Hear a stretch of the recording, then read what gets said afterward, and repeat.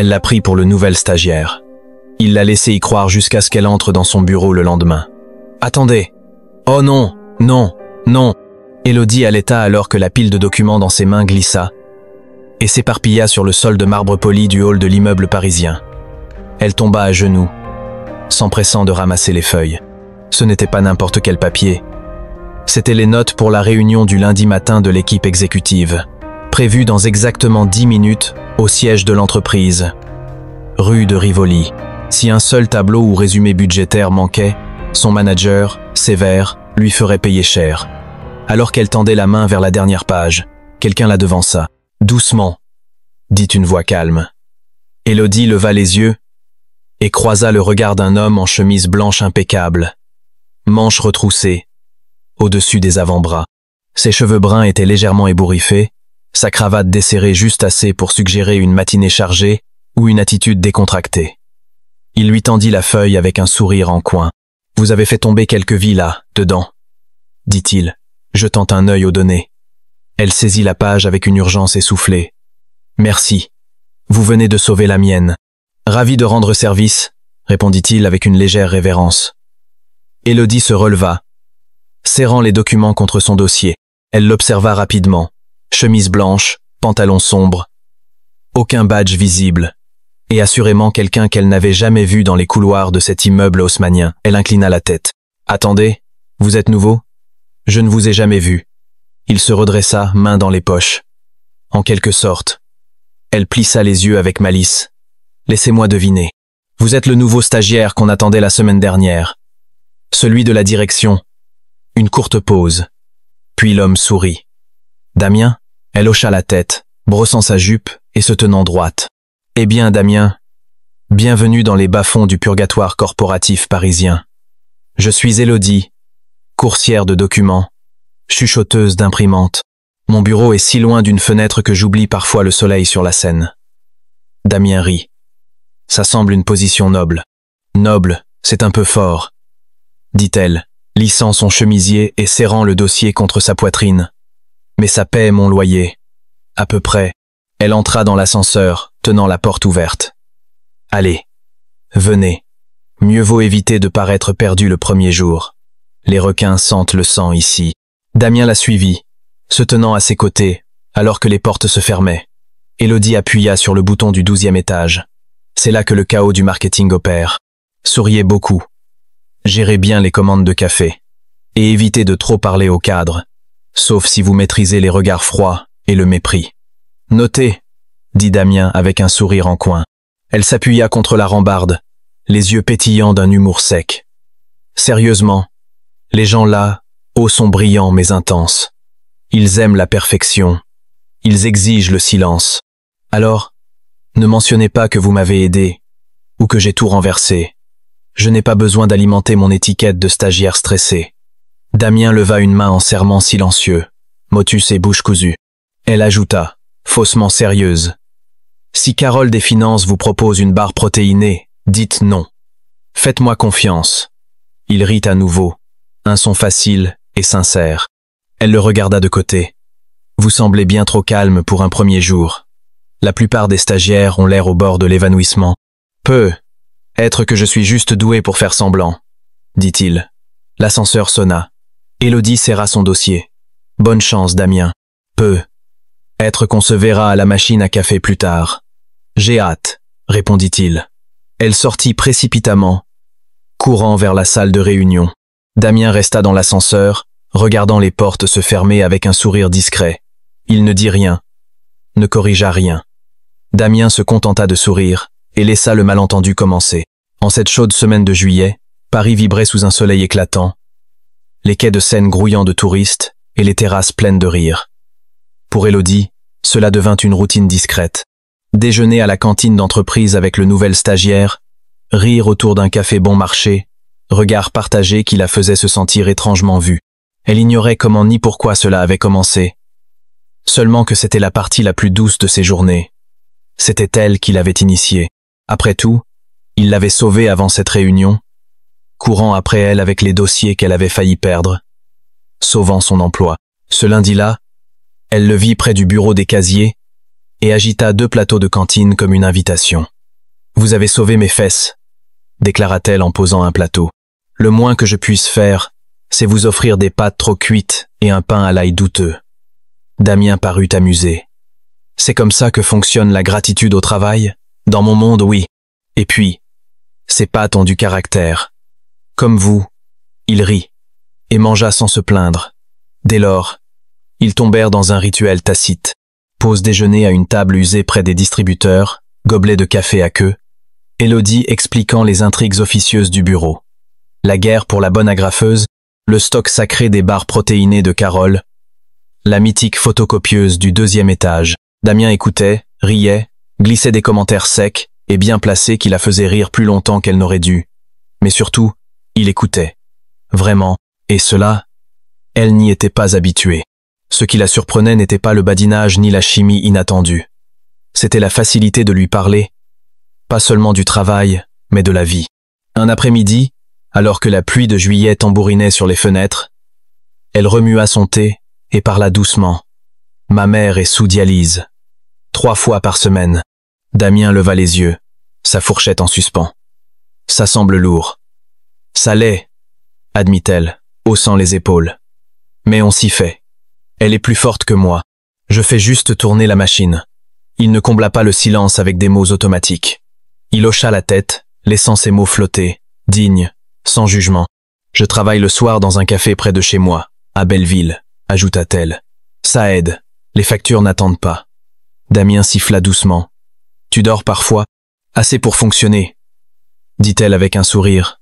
« À peine, » murmura-t-elle, regardant la pluie. « Un jour, je veux ouvrir une petite boutique, un endroit d'impression près d'une école. Être avec une machine à café, des photos accrochées. Rien de chic, juste calme. À moi. » Elle retint son souffle jusqu'à ce qu'elle le regarde. D'habitude, on lui riait au nez ou on lui conseillait d'être réaliste. Pas Damien. Ça semble un endroit où j'irais. Elle sourit, touchée par ces mots. « Je ne sais pas pourquoi je te raconte ça, » murmura-t-elle, repoussant ses cheveux. « Être parce que je suis un étranger, inoffensif, » répondit-il avec humour. Plus tard, elle peinait à porter une caisse d'eau dans l'escalier étroit de service. Avant qu'elle ne jure, Damien apparut, soulevant la moitié de la charge. « Tu n'es pas obligé. Tu avais l'air à 2 doigts de jurer. » « J'étais en plein juron, » marmonna-t-elle. Le lendemain, elle trouva une note dans son tiroir. « Un pas à la fois. Tu fais du bon travail. » Élodie la fixa, puis la glissa dans son portefeuille. Une chaleur inexplicable naquit dans sa poitrine. Ses doigts effleurant la note plusieurs fois dans la journée, quelque chose prenait racine dans sa vie ordinaire, comme un rayon de soleil s'infiltrant par une fenêtre oubliée. Et Damien ne l'avait toujours pas corrigé. Ce devait être un jeudi normal de juillet. L'air parisien lourd et moite. Élodie venait de réparer l'imprimante pour la 3e fois et s'apprêtait à prendre une pause café quand son superviseur, Marc, l'interpella. « Élodie, ils ont besoin de vous à l'étage. Réunion VIP, salle de conférence, rafraîchissement, croissant, tout le tralala. Ne renversez rien. » Elle se figea. L'étage supérieur, c'était l'étage des cadres, monde à part. Sols de marbre, bureaux vitrés, fauteuils en cuir. Des gens parlant en acronyme, évitant les regards des subalternes. Elle attrapa le chariot des rafraîchissements, essuyant ses paumes moites sur sa jupe. L'ascenseur semblait plus lent, seul avec son reflet. Des cernes légers marquaient ses yeux, vestiges d'un service tardif au café. Son chemisier blanc était froissé. Ses cheveux blonds, habituellement en chignon, frisotaient sous l'humidité. Elle inspira et sortit. La salle de conférence était immense, baignée de lumière par des fenêtres donnant sur les toits parisiens. Une table en acajou s'étendait, entourée de fauteuils en cuir. L'air était frais, important. Élodie disposa croissants et tasses avec soin, tête baissée. Quelques cadres murmuraient sur les bilans trimestriels, puis des pas retentirent. Elle leva les yeux, et son monde bascula. À la tête de la table se tenait Damien, mais pas le Damien des pauses déjeuner. Il portait un costume bleu marine taillé sur mesure, posture droite, expression confiante, intouchable. « Mesdames et messieurs », annonça le directeur régional, « accueillez Damien Laurent, notre nouveau vice-président du développement stratégique. De retour de nos opérations européennes. La salle applaudit. Élodie ne bougea pas. Ses doigts serraient le plateau. Ses jointures blanchissant. Son souffle se bloqua. Vice-président. Chaque mot, chaque blague, chaque confidence repassait en boucle. Les déjeuners, le bourrage de papier qu'elle lui avait appris à réparer, ses rêves d'une cabine photo, il ne l'avait jamais corrigé. Ses joues brûlaient d'un rouge mortifiant. Elle posa la dernière tasse et se dirigea vers la porte, marchant vite. Mais sa voix l'arrêta. Élodie. Elle se figea, main sur la poignée. « Pouvons-nous parler après la réunion ?» demanda-t-il doucement. Elle hocha la tête à peine, puis partit, yeux baissés. Pas de larmes devant eux, ni dans l'ascenseur, mais dans l'escalier de service, elle s'assit sur une marche froide et laissa les larmes couler. 1 heure plus tard, dans la salle de pause, elle feignait de ranger des serviettes quand elle entendit « Élodie ». Damien se tenait là, en costume, mais son expression était ouverte, honnête, empreinte de regret. « Je suis désolé. J'aurais dû te corriger quand tu m'as pris pour un stagiaire. Alors pourquoi ne l'as-tu pas fait ?» demanda-t-elle, la gorge serrée. « Parce que c'était la première fois que quelqu'un se fichait de qui j'étais. Tu étais juste toi. Et je ne voulais pas que ça s'arrête. Donc, j'étais ton échappatoire? Une curiosité? Non. Tu étais réel. La seule chose réelle de ma semaine. » Elle secoua la tête, clignant des yeux. « Je comprends, » ajouta-t-il. « Tu ne veux probablement plus me voir, mais chaque mot, chaque déjeuner, chaque note était sincère. » Elle ne dit rien. Le regarda une dernière fois, son expression vulnérable, puis s'éloigna. Élodie savait sa place. 3e étage, loin des bureaux vitrés. Mais même cet étage semblait trop proche. Elle évita l'étage supérieur comme s'il était toxique, prenant les escaliers, se glissant dans les réserves en voyant un costume. Damien Laurent. Son nom lui serrait la poitrine.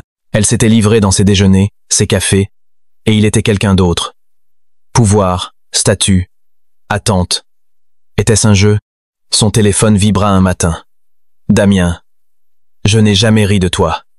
Je n'ai jamais voulu te blesser. J'aimais que tu me parles comme à une personne. Elle fixa le message, puis verrouilla l'écran. Le lendemain, un autre.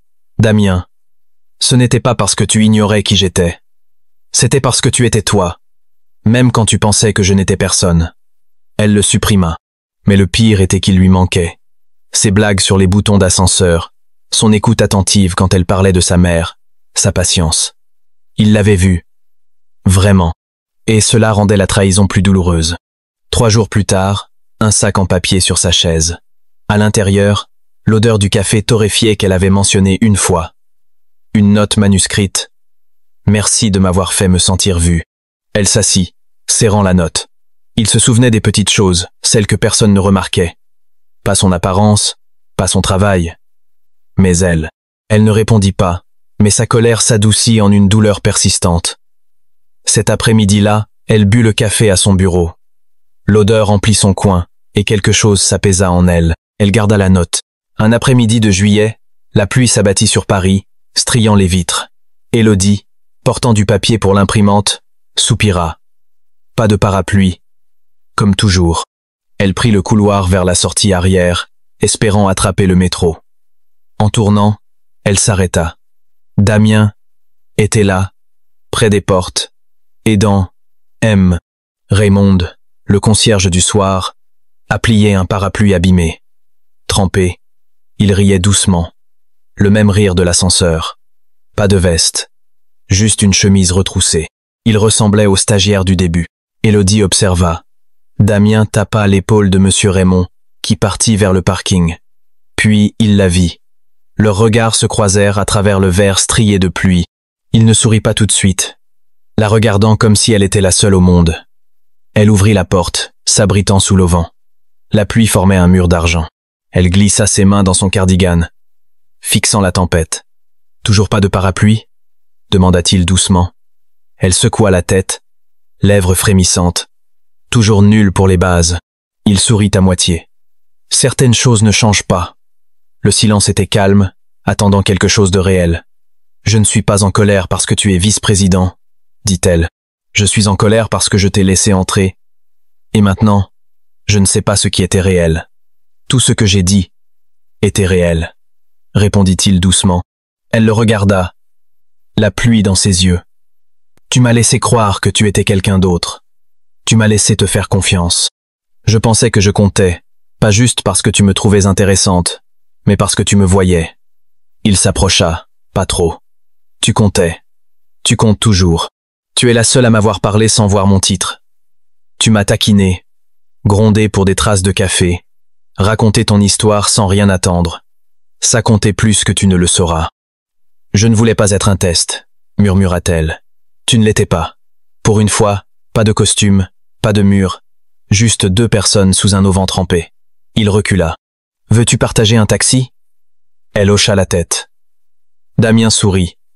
Le sourire du début. Il n'appelait pas ça des rendez-vous. Pas de déclaration. Juste 2 personnes apprenant l'autre. Après le travail, quand Paris s'illuminait, il s'échappait. Pas de plan.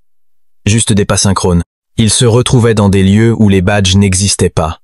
Une librairie d'occasion à Saint-Germain, où un chat dormait sur le comptoir, un bistrot vietnamien à Belleville, avec 6 tables, un food truck près du canal Saint-Martin, un banc face à la Seine, où les lampadaires scintillaient. Il parlait, écoutait. Un soir, à une table bancale sous des lanternes, Élodie serra un bol de feu. Je rêvais d'une cabine photo, murmura-t-elle. Pas comme dans les centres commerciaux, mais portable, avec impressions instantanées. J'ai travaillé dans un centre communautaire. Des enfants n'avaient aucune photo d'eux. Une petite, Alice, 6 ans, regardait l'appareil comme un trésor. Sa photo, elle la tenait comme un bijou. Damien se pencha, la ville comblant ses silences. Je veux en installer une près des écoles. $1 pour une photo, un souvenir. Preuve qu'il compte. Elle s'attendait à un rejet. Mais il dit « C'est magnifique ». Sa douceur la fit détourner les yeux. Les gens veulent des yachts, toi. Une photo pour un enfant. Impraticable peut être quelque chose de bien, corrigea-t-il. Puis il parla. À 12 ans, mon père m'a dit que je serais PDG. Les Laurent ne dérivent pas, ils dirigent. Elle le regarda. Depuis, on me sous-estime ou on me craint. Jamais vu pour moi. Puis tu m'as dit, tu as renversé ton café. Stagiaire. J'étais juste un gars maladroit. Elle rit, touchant légèrement sa main. Un pont, un début. Il se retrouvait sous la pluie, dans des coins où les titres s'effaçaient. Un soir, il apporta une imprimante photo d'occasion. Elle fonctionnait. Ce week-end-là, elle imprima des photos. Elle, sa mère endormie, Damien riant avec une tasse. Tu as l'air réel, dit-elle. Parce que je l'étais. Dans ces choses simples, quelque chose d'honnête naquit. Les murmures commencèrent, doux, puis bruyants. Élodie, la préposée, avec lui. Elle l'entendit dans les couloirs, les regards en coin. Un manager ricana. Tu grimpes vite, hein. Quelque chose se fissura en elle. Un courriel anonyme au RH, conduite inappropriée, favoritisme, accusation contre Élodie. Convoquée, elle se sentit comme une écolière. Je n'ai rien demandé, chuchota-t-elle. Nous comprenons. Continuez normalement. Damien se présenta au RH. Élodie n'a jamais cherché de faveur. C'est moi qui ai été attiré par sa sincérité. Je divulguerai tout. Je me retirerai des décisions de son département, mais je ne laisserai pas une rumeur salir son intégrité. Plus tard, Élodie fut rappelée. Pas de sanction, mais une opportunité. Vos écrits pour la newsletter étaient impressionnants. Un poste temporaire en relations publiques s'ouvre. Pas à cause de lui? Non, à cause de vous. Une note anonyme sur son bureau. Tu as gardé la tête haute. Ça compte. Un soir de juillet, Élodie entra dans une boutique à Belleville. L'odeur de bois et de peinture l'accueillit. Les sols étaient poncés, des étagères portaient des boîtes de thé, une imprimante Polaroid trônait sous une fenêtre. Damien, manches retroussées, se tourna. Tu es venu. Tu as dit que c'était important. Pas fini. Mais ça commence. Il tendit un Polaroid. J'ai acheté cet endroit. L'ancien proprio a dit, les enfants ne gardent plus de souvenirs. Je veux en faire un lieu pour eux. Une photo pour $1, un thé en attendant. Photo été. Elle sourit. Tu te souvenais de mes photos à $1. Pour toi. Pour ce qui compte pour toi. Tu n'avais pas besoin de construire mes rêves, dit-elle, émue. Juste de les voir. Il sortit une boîte. Son souffle se coupa. Je t'ai laissé m'appeler stagiaire. J'étais juste un homme espérant ton sourire. Il ouvrit la boîte. Une bague simple. J'ai eu beaucoup de noms. Le seul que je veux, c'est celui que tu me donneras. Veux-tu m'épouser? Les larmes coulèrent. Oui, chuchota-t-elle. Il glissa la bague, elle l'enlaça, rire et larmes mêlées. Dehors, Paris continuait. Dans la boutique, 2 cœurs s'étaient trouvés. Si cette histoire a touché votre cœur, vous rappelant la force d'être vu pour qui vous êtes, alors abonnez-vous à Histoire des amoureux. Nos récits célèbrent la résilience et l'amour inattendu. Votre prochaine histoire est à un clic. Les meilleures histoires sont les plus honnêtes.